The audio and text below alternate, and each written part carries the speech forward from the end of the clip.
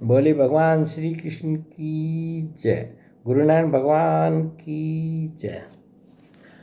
आज हम भगवान के अवतारों में जो भगवान व्यास देव जी के अवतार की कथा आती है उसका भी थोड़ा सा वर्णन जो है, ये तो व्यास देव जी ने ही सब कुछ श्रीमद् भागवत महापुराण, वेद, महाभारत सब कुछ इन्होंने लिखा है। इनके बारे में तो सब वैसे जानते ही हैं, और परंतु जो थोड़ा बहुत जो है श्रीमद् भागवत या अन्य शास्त्रों में आया है उसका सार जो है ये भगवान व्यास देव जी के अवतार की कथा में हम पढ़ रहे हैं।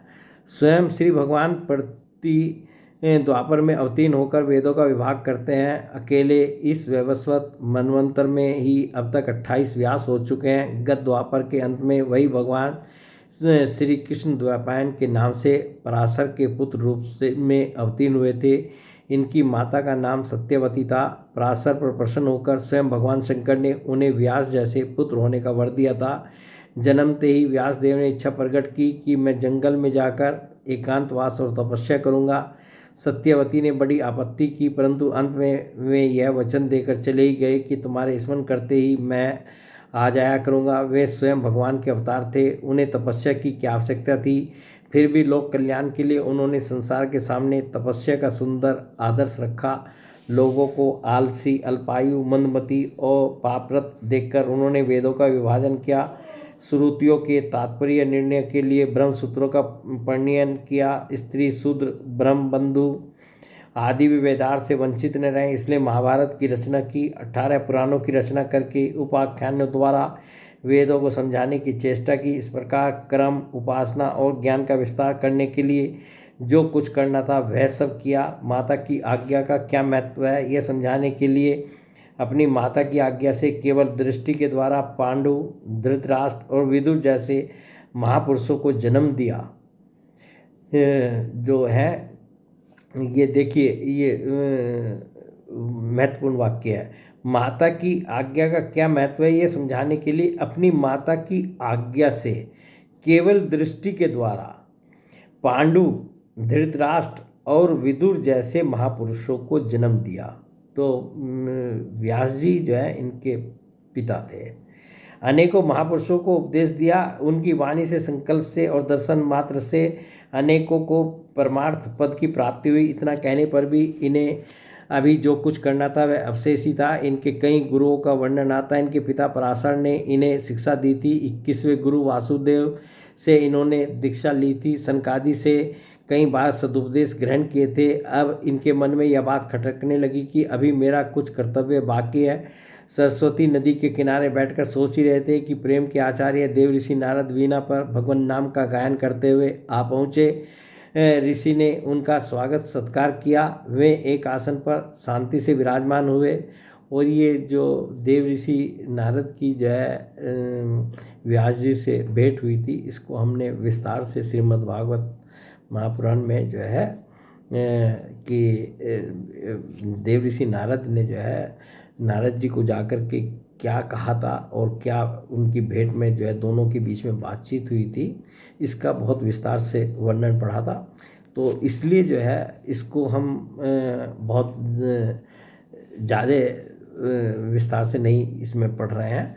बस यही कह रहे हैं कि देव ऋषि नारद जी ने इनको जाकर के जब इनको खीन और उदास देखा तो उन्होंने कहा कि आपने देखिए सब ग्रंथों की रचना कर दी, वेदों के विभाग कर दिए, महाभारत की रचना भी कर दी, उसमें सब कुछ है, परंतु आपने अभी भगवान श्री कृष्ण की जैसा लीलाओं का वर्णन होना चाहिए, करना चाहिए, वो आपने नहीं किया। तो आप जो है भगवान श्री कृष्ण की लीलाओं का वर्णन कीजिए। और इनको जो है जब इनके साथ व्यास जी के साथ नारद जी बातचीत कर रहे थे तो उन्होंने अपना पूर्व चरित्र भी जो है इनको सुनाया था कि मैं जो है कैसे जो है मतलब एक दासी का पुत्र था और कैसे जो है कि मैं पूर्व जन्म में एक दासी का पुत्र था। भगवान का गुण सुनते सुनते सत्संग के प्रभाव से मेरी भागवत धर्म में रुचि हो गई। भगवान ने मुझ पर कृपा करके मुझे दर्शन दिए।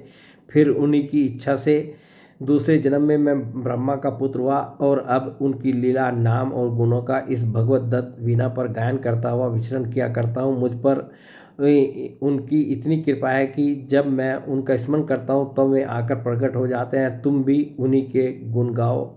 मतलब व्यास जी को नारद जी कह रहे हैं कि आप भी जो है उन्हीं के गुण गाओ, आपको शांति मिलेगी। और तो क्या, तुम्हारे बहाने त्रिलोकी को शांति मिलेगी, इसलिए यह तुम्हारी अशांति है। इतना कहकर देव ऋषि नारद अपनी वीणा पर भगवान नामों का गायन करते हुए चले गए और महर्षि वेद व्यास ने परमहंस संहिता श्रीमद्भागवत की रचना की। यही श्रीमद्भागवत सातवती श्रुति अर्थात वैष्णव का वेद है। इसे उन्होंने बड़े प्रेम से सुखदेव जी को अध्ययन कराया। अब उनके हृदय ने कृत्यता का अनुभव किया। फिर तो वे निरंतर हरि रसामृत में ही छके रहते। अब भी भगवान वेद व्यास हैं, समय समय पर प्रकट होकर अधिकारी पुरुषों को दर्शन दिया करते हैं। आद्य शंकराचार्य को मंडन मिश्र के घर पर उनके दर्शन हुए थे, और भी कईयों को हुए हैं, अब भी होते हैं। महर्षि वेद व्यास के मनुष्य जाति पर अनंत उपकार हैं। यह जगत उनका आभारी है। उनकी पूरी जीवनी तो उनके पुरानी है। उनका अध्ययन और उनके अनुसार अपने जीवन को भगवान में बना देना ही वास्तव में व्यास देव के जीवन का अध्ययन है। भगवान व्यास कृपा करके ऐसा आशीर्वाद दें कि हम भगवान की ओर अग्रसर हों। तो ये भगवान वेद व्यास जी का जो है अवतार जो हुआ था, तो उसके संबंध में आज हमने पढ़ा सुना। तो इस प्रकार जो है ये अभी और कुछ अवतारों की कथा बाकी है, तो उनको हम 1-2 दिन में पढ़ेंगे, सुनेंगे। और ये भगवान के अवतारों की जो कथा का जो है हमने शुरू किया था, उसमें ये जितने भी अवतारों की कथा रह गई थी उनको हम सबको पढ़कर सुनाकर पूर्ण करेंगे। बोले भगवान श्री कृष्ण की जय। गुरु नानक भगवान की जय।